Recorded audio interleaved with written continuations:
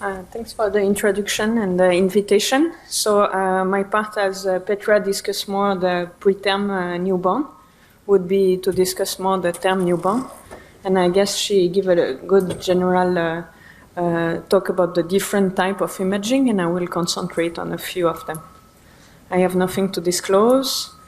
So what I will mainly talk about is birth asphyxia and hypothermia. And then I will just discuss these three types of imaging, because otherwise it was going to be too long. So conventional imaging, diffusion, and arterial spin labeling. So just as a small reminder, birth asphyxia is something that is very common. It's when a baby is born kind of dead at birth and needs some resuscitation. It's still very common, and it causes approximately 23% of all neonatal deaths worldwide. And it's particularly associated with long-term morbidity. The new treatment that now is a standard of care in most countries is therapeutic hypothermia. You cool the baby at 33.5 degrees within the first 6 hours of life, and you continue for 72 hours of life. It may the goal is to prevent the development of brain injury, but however, this therapy is still limited because it still reduces the incidence of baby with neurological sequelae from 78% to 65%, but there is still a big number that develop neurological sequelae. So I wanted to show what imaging can do to diagnose this brain injury, and how imaging can bring answers so how brain injury develop, and maybe give some indication for new treatment. So first, the conventional imaging is the one that is the most often used in this baby. If you are a radiologist, probably you have your neonatologist that will come and see you and ask, do you know when the brain injury developed? Was there present before birth? And can you identify them early for me? So there is a lot of literature, before the cooling era about imaging. Now with the hypothermia, the things has a little bit changed. There is quite a lot that describe the incidence of brain injury, and has shown that with therapeutic hypothermia, you have less injury in the cortical gray matter and less injury in the basal ganglia and thalamic injury. But it's still a big debate as to when is the earliest time point that you could diagnose a brain injury in this baby, despite the treatment. Before, usually what's done more often, because it's practical from a neonatologist point of view, is day 4 to 7 of life, because usually you have finished the cooling, you can transport quickly the baby, and usually it's before he goes home. But there was this question that maybe it can slow down, hypothermia can slow down the diffusion abnormality, and you may not see all the severity of the brain injury. And before hypothermia, day 4 to 7 was quite the worst time to do an imaging in this baby, because the abnormality on diffusion-weighted imaging were less evident, and then the one on T1 and T2 were not as evident. So it was just a bad timing. So we published a first article with 12 asphyxiated newborn, only 4 with brain injury. And a few years later, we had increased our population of 43 asphyxiated newborn who had at least 2 to 4 sequential MRI. This time we had a good number with brain injury, with 26 newborn with brain injury. We tried to scan them as much as possible on day 1, so the first 24 hours of life, on day 2 or 3 during hypothermia, and then later around day 10, and then because there was this suspicion that diffusion can bring some later result, we also scanned them on day 30. So we find that the day 1 of life, you could see in some of them the injury starting, but it didn't give at all the total severity of brain injury. But by day of life 2, you could see already the total, severity of brain injury that you would see on your conventional imaging on day 10. So this is quite important, because from a neonatologist point of view, you could already have an accurate definition of your brain injury, and that develop despite the hypothermia has some clinical implication and also research implication if you want to select the baby that will answer the best to other treatment. Some other teams have also looked at early versus late MRI. This team, they study 15 asphyxiated newborn and had 9 newborn with brain injury. They again do early scan between day 3 and 5, and a later scan between 8 and 15. And they also find a good correlation between early and late imaging. Most disagreements were on day 4 and 5. This other team, again, there is 3 other studies, like this one had 33 asphyxiated newborn, 21 with brain injury, so again a good number to know if it's valid or no, and again had early and later scan, and find again a good agreement, with most disagreement again on day of life 4 to 6. And finally, this study, 41 asphyxiated newborn, they had only 9 newborn with brain injury, and again find a good agreement, but the most disagreement between day 4 and 6.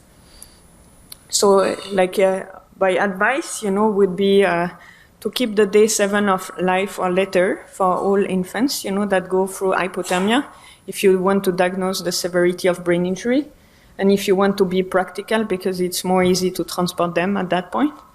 If it's deemed essential during the cooling, probably day 2 to 4 of life is the best timing, because it's at this point that sometimes critical decisions have to be made if you continue the care or not of the baby and of our research. And probably day 5 to 6 you should avoid in this baby, because you may not see all the severity of brain injury. One thing that is important is if you bring a baby during cooling in hypothermia, sometimes they are very unstable, and you have to make sure that you continue the cooling during the MRI. So there is this article that we published and another one that just got published about the method to use. And it's very important because you shouldn't interrupt the treatment they are receiving. That's the only one for now proven to help. And so the different technique I explained in the article. Then I wanted to discuss a little bit more about diffusion imaging and diffusion tensor imaging, because it's with time we have noticed that it could probably help to understand how the impact of brain injury on the normal brain development, because we have seen that in premature newborn, the normal brain development get injured by being born premature, and probably, asphyxia is the same. So we did basic technique of measuring ADC and FA. And most of the study have looked at the cerebrum, because it's there that the most injury are described, in the basal ganglia or in the white matter or cortex. But there is a few studies that start to show that there is also indirect injury in the white matter, probably by way of transneuronal degeneration, and by related to damages in other connected area of the brain. So then we wanted to see if it was true for other parts of the brain that are often, not looked at, especially in babies. So the first thing, to discuss is direct injury versus indirect injury. So mostly direct injury, you will see your ADC decrease on day of life 2 to 3, and then your FA will be decreased on day of life 10 and 30. But the indirect injury, you mostly notice that the ADC on day 2 to 3 are normal, but you still have this change that happen on day of life 10 and 30. And usually this baby had injury in another part of the brain that is connected. So the part that are connected, to the cerebrum, like the most frequent is the cerebellum. And typically, when you look at the imaging of a newborn, the injury are so intense in the cerebrum that you kind of forget to look at the cerebellum because it's not so obvious. So there is not, it's only rarely reported the injury to the cerebellum, but probably it can also be injured. So we started to, there is only 3 studies that have looked at the cerebellum, and if you look at them, they are from 2004 to 2007, and they look, in a few number of newborn, and they look later and they show that probably the cerebellum is decreased with time. So was probably injured directly at that time or indirectly, but that's something at least that is ongoing. we look in our cohort of baby, and we find that, some baby had direct injury, or at least very visible injury that you could see in the cerebellum, at the same time had injury in the basal ganglia and all that. But there is definitively something in the cerebellum that can be seen. But, quite often overlooked because the injury in the cerebrum are the thing we are asking about. This baby didn't survive, and effectively on the histology had also a marking of, apoptosis in the cerebellum. But we were quite surprised because on the 170 newborn that we had treated with hypothermia, there was only 3% that had cerebellar injury described on the MRI report. But if you look the one that died, which is of course the sicker newborn, but on the autopsy, 72% had trace of apoptosis on the cerebellum. So yes, maybe they are more sick and all that, and that explains why they have cerebellar injury. But that said that maybe this number is also underestimated because people don't look, or it's not so much visible and easy to recognize. So we wanted to see with diffusion imaging, ADC and FA, if we could see something that we were missing with the eyes of the radiologist, when he looked. And we were thinking the main free connection, of the cerebellum to the cerebrum is by the superior cerebellar peduncle, the middle cerebellar peduncle, and the inferior cerebral peduncle. And the other structure in the cerebellum that is easy to recognize and measure consistently is the dentate gyrus. So as you can see, this is the ADC in the different area, superior, middle, and inferior cerebral peduncle and dentate nucleus. There was not so much change in the dentate nucleus, but in the different peduncles, there was this increase in ADC around day of life 10 in the baby with injury in the cerebrum and cerebellum, but also the one with just described injury in the cerebrum. When looking at the FA, we see, kind of this same pattern for the three peduncles, where the FA start to decrease on day of life 10 and day of life 30. In the one with the injury in the cerebrum and the cerebellum described on report, so the most severe, but also the same trend in the one where injury were described only in the cerebrum. So we were thinking that newborn with brain injury described only in the cerebrum as present also abnormality of ADC and FA that could help, to identify the lesion in the cerebellum. And so mostly, it's unrecognized for now, but, and hard to see sometimes when you look on conventional, but probably can be seen in more newborn with asphyxiated injury. And as we say, there is probably the two mechanisms, direct, because some were very visible, on day 2 of life on the ADC, but also indirect, because most of them didn't have an ADC change in the first day of life, but only later. This is important for what? Because there is a lot of this asphyxiated newborn that still develop a lot of impairment of motor coordination, memory, learning, and visuospatial processing. And we still don't understand why. So maybe by looking at the cerebellum, we can get more answer. The other structure that we were thinking is linking, could link several injury areas is the corpus callosum, because here that connects the right and left hemisphere, and it will connect, injured white matter. So again, we were thinking, can it be indirectly injured? And with time, explain some of the change in these babies.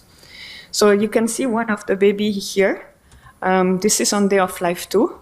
You can see has some injury on the ADC map in the basal ganglia, but also in the cortex and in the white matter around. You don't see it so much on the T2. But then on day of life 10, the ADC has kind of normalized, but then the change are becoming visible on the T2. But what is striking on the ADC map is this corpus callosum that present an abnormal signal at that time. And probably you have seen that, on the baby, and then we kind of say, oh, corpus callosum seems injured, and that's it. And by day of life 30, like you could see the white matter and the cortex that has disappeared, but also the corpus callosum, if you have followed on the FR map, and I don't know if I can come back.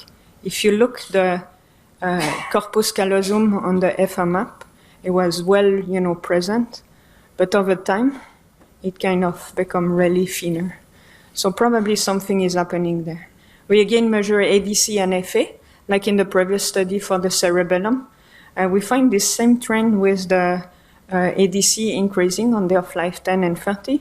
And if we look at FA, we find again this FA that decrease in the corpus callosum on day of life 10 and 30.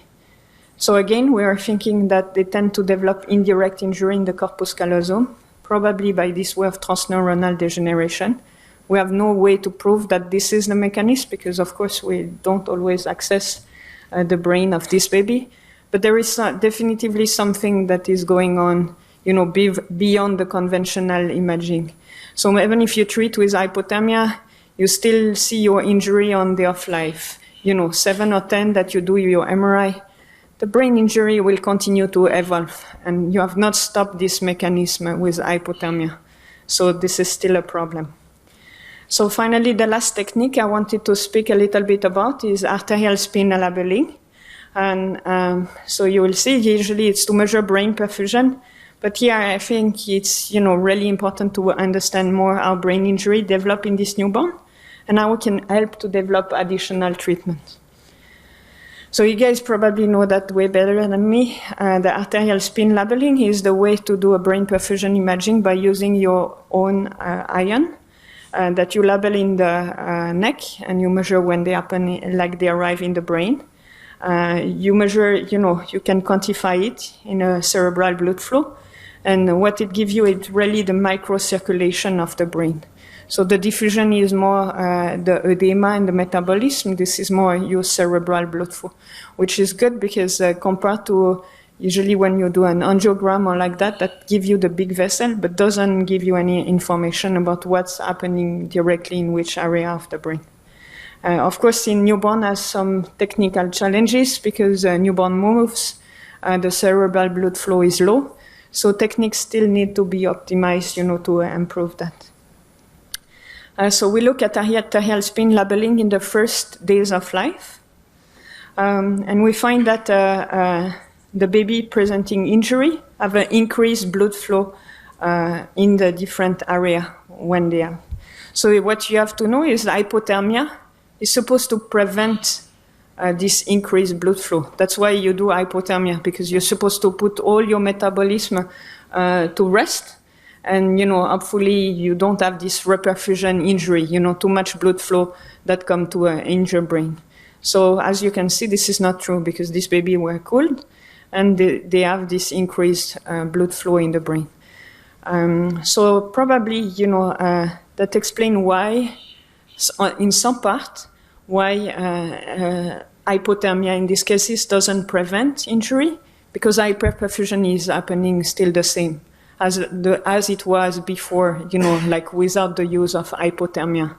So means in some babies, it should work and prevent brain injury, but in some baby it doesn't work because there is hyperperfusion, and then you have all the cascade of mechanism leading to apoptosis that is started. So means it's not working. So you should do probably something else. The something else is still, under work. Some other team, you also use the arterial spin labeling, and they find a similar result. In this study, they had 18 asphyxiated newborn. They also find increased cerebral perfusion in the injured area. And this other team had 28 asphyxiated newborn. They also find this increased perfusion, and they associated it with neurodevelopmental outcome at 9 and 18 months of age. So showing that there is definitively a link. What we find interesting is because we were doing this serial MRI, also day of life 10 and day of life 30, we measured the brain perfusion then also. And what we were striking is that for example, this baby that has some white matter injury, there was still hyperperfusion on day of life 30. So we would have think that, you know, the reperfusion injury, as in the textbook, you know, is in the acute phase, but then should come back to normal. But when we put all the baby together, they still have, you know, it was less marked than before, you know, on day of life 2 and 6, but it was definitively there, increased brain perfusion in the area that were injured. So the mechanism can be quite different in this case, and we were wondering why, because in the acute phase, it's a vasodilatation effect, but in the chronic case, you know, it's still high, and so maybe it's something else. So we were thinking, what if this hypoperfusion maybe is not only due to an abnormal vasculature tone or seizure, but maybe due to abnormal vasculature, an increased number of brain vessels. And so we started to look a little bit more at that. And this is well known in brain tumor, you know, in adults, that they do arterial spin labeling for the brain tumor. It's increased the perfusion, and then they have showed that, in fact, there is an increased number of vessels. So because the brain, you know, always kind of work the same when submitted to injury, like where there maybe this is the same mechanism in newborn. There is this like you know, things in stroke that you should now look at the neurovascular unit, not only at the neurons, but all the cell around. And if you organize treatment that can treat all these cells around, you will be probably more effective than by targeting only, you know, inflammation or apoptosis or calcium. If you find a treatment that targets all of them, then you could be probably more efficient. Of course, the more difficult things is that the brain of a newborn is not a small adult brain. It's a brain in maturation. So if you think about developing this treatment, what you want is repair brain injury, but not interfere with the normal brain development, and at least stop this part. So probably the mechanisms are really unique, and it's the hard part when developing this kind of treatment. So we look more first in a patient that had this increased brain perfusion. And so we took a baby that didn't survive, you know, on day of life 2, and had thalamic injury. So we got the brain of this baby, and then in the thalamus, we showed that around the vessel, there was this astrocyte, you know, that becomes yellow. It's because astrocyte, you know, like will appear in red. So astrocytes are some cell of the inflammation, and they become yellow because they were expressing the VEGF, which is the vascular endothelial growth factor, with a factor, you know, that stimulates the growth of new vessels.